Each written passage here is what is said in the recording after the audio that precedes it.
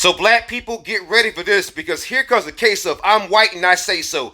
There's a trans activist who is declaring Aretha Franklin's song Natural Woman as offensive. No, no, no. Not all the police brutality, not the Jim Crow era, not the civil rights era that Aretha Franklin had to actually live through. No, no, no. That's not offensive. The, the song Natural Woman. Like I said, I'm white and I say so. And so we find out that Standing for Women, which is a group that was founded by Kelly J. King, says it's really hard to ignore the misogyny of the trans rights movement as Aretha Franklin's song Natural Woman was recently slammed as offensive to trans women. Being a mom that is also attacked, we're now called birthing persons or pregnant persons. Seriously. And now they're calling Aretha Franklin offensive. No, no.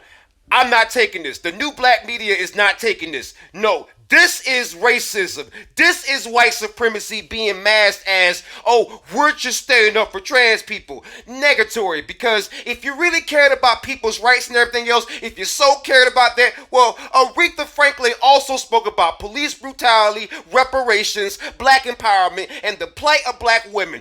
Where was all these so-called activists then? Oh, you only care about activism when you can go at a black person.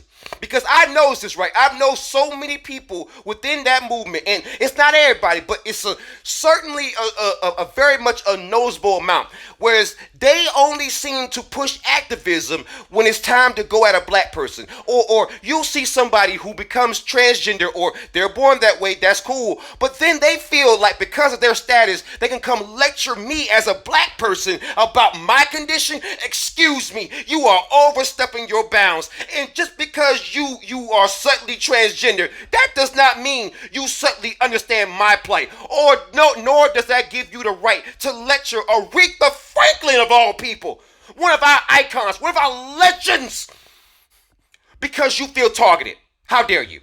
How dare you? Excuse me. Whoever thinks this, correct yourself. Because if you ever come out and say that Aretha Franklin or any other black icon, any other black musical legend, or any black legend, period, is somehow being offensive for a song that was put out before the very concept of transphobia was even invented, if for even making that silly suggestion, the new black media will respond to you every single time. That I'm white and I say so nonsense, that is a thing of the past. No longer.